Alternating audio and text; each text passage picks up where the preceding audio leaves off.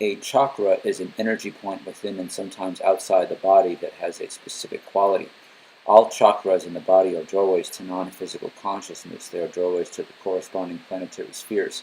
When a person is focused in one particular chakra, their whole world is colored by the energy of that chakra. It is like a lens through which everything in existence is interpreted. The human chakra system is based on 8 chakras along the spine. The geometric source of the 8 chakra system is based on the structure of the egg of life, the same energy pattern as the original 8 cells of the human body. The original 8 cells, the 8 chakra system, and the 8 internal electric circuits of the human body seen in Chinese medicine are all related to the cube or to the star tetrahedron. The 8 chakra system can be visualized by visualizing the egg of life disconnected and placing all the spheres into a chain.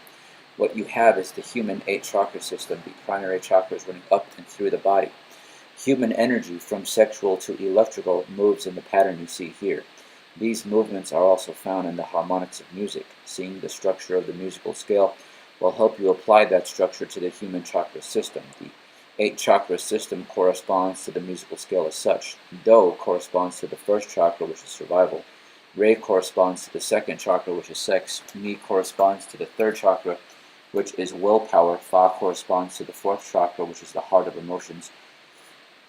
Sol corresponds to the fifth chakra, which is sound. La corresponds to the sixth chakra, which is the sacred geometry of creation. Ti corresponds to the seventh chakra, which is spiritual.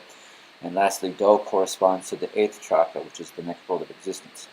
The human chakras move in exactly the same way as the musical scale. The first chakra is near the base of the spine. The second one is 7.23 centimeters higher topographically, and the third one is 7.23 centimeters higher than that. This is an average for all humans, and it's the same as the average distance between our eyes, although you personally might be different after the third chakra. There is a change in direction at the wall shown above it, which we'll call a half step. This half step is crucial to human evolution, and it is revealed only when the spirit is ready and has mastered its position in this new world.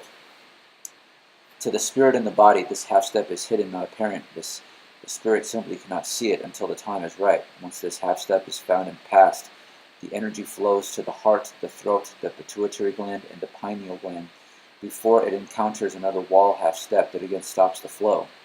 This wall is located between the back of the head and the pituitary gland and is perpendicular to the plane of the first wall.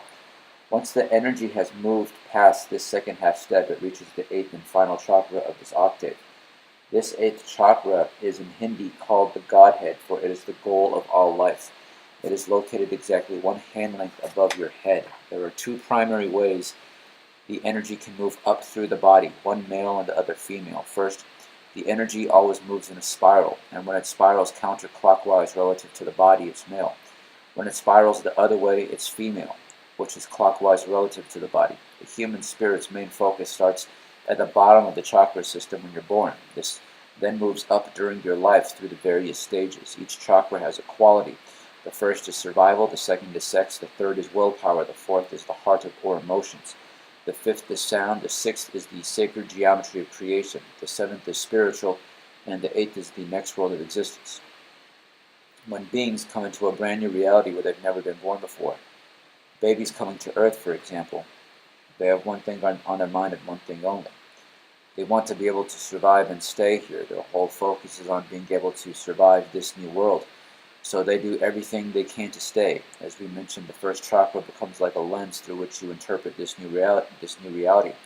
And the interpretation requires your whole focus, just trying to stay in this new world.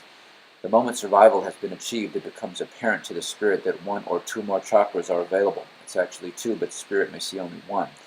The rest of the chakras are not apparent because of the half-step wall. The half-step hides the higher chakras from spirit, at least until spirit has learned to master the lower chakras and wisdom shows the way into the higher understandings.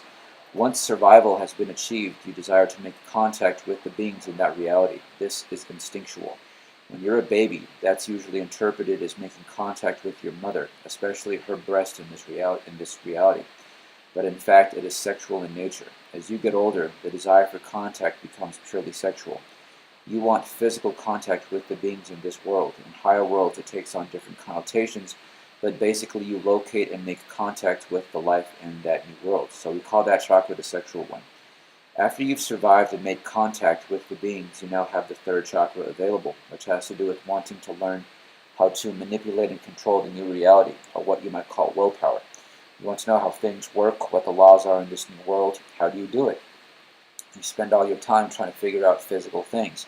Using your willpower, you begin to try to control the physical world. In higher worlds, physical is different from physical in the third dimension, but there is still a correspondence between the worlds. When you're a baby, you don't know that there's a change in direction after the third chakra.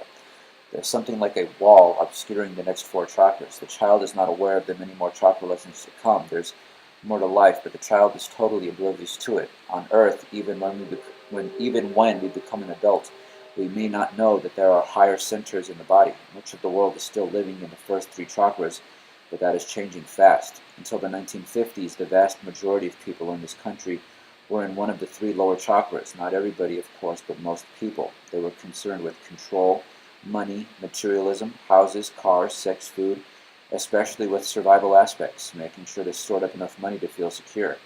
That was a really materialistic world. Then in the 60s, changing consciousness began to rapidly alter what was thought to be normal. People begin to meditate and enter the higher chakras. The lower part of the body has three centers and the upper part has four. Once a country or person goes beyond the first half step, they're never the same again. Once they know there's something more, they'll spend the rest of their life trying to figure out how to get back to the upper centers, even if they had just a fleeting experience of the higher worlds. In terms of a person or a country, once it gets above the first half step, moving up into the heart, the sound currents, the geometries, and the spiritual nature of things, what sometimes happens is that they lose their concern about the lower centers of consciousness. They don't really care about their physical side very much, whether their house is nice or anything like that. They're more concerned about the information and experiences they're learning about the nature of these higher centers. So sometimes when you look at these older countries, they seem to be physically almost devastated because their whole focus is toward trying to find out what this reality is about on the higher levels. An example of this kind of country is India. Once a country has actually reached and focused on the seventh chakra, which is very difficult, its only concern is what happens after death, the next level of life. This was the case in ancient Egypt. The doorway or half step between these two chakra groups is in a direction where under normal conditions you would never find it. You wouldn't even know it existed. You might have to go through quite a few lifetimes before you even learned of the existence of a doorway to these upper chakras, especially if you lead a simple life, a conventional life. But inevitably, especially in a country or person that's spiritually focused, the doorway will be found. The music can land you to the fifth chakra. The sound currents music automatically leads you into the fifth chakra, and many times that was the case. The fifth chakra is a totally different experience from the heart chakra, just as the sex chakra is extremely different from the survival chakra. If the person experimenting went up far enough to reach the sixth chakra, he would have found the sacred geometries that created the universe. A person who went into this chakra would have had incredible geometrical experiences where all of life would appear geometrical. A few rare people may have found their way into the seventh chakra, which is spiritual. At this level, there is really only one concern: how to find the way to become one with God, how to connect directly with God. It's the only interest a person in that center would have. Nothing else would matter. But the problem with psychedelics is that the person is always thrown back down to the lower centers and the 3D reality when the drug wears off. They are changed forever by the experience, and usually they continue to seek a way to return to these higher worlds. And it is usually not through psychedelics. Eventually, after you've been dwelling in the fourth through seventh chakras and have mastered them, you'll come to another wall, which is at 90 degrees to the lower one. The angles you must negotiate to get through the top wall are different and tricky. But if you can find your way through, you can actually transcend this third dimensional world and go into the next world, which all of your life here on earth will follow someday. You die here and you're born somewhere else. You leave this place and enter a new place. Spirit is eternal and always has been.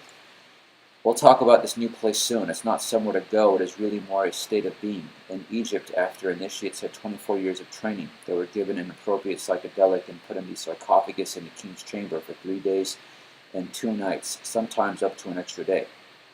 The primary experience they sought was to find this doorway and enter the higher worlds, then return to earth to help others.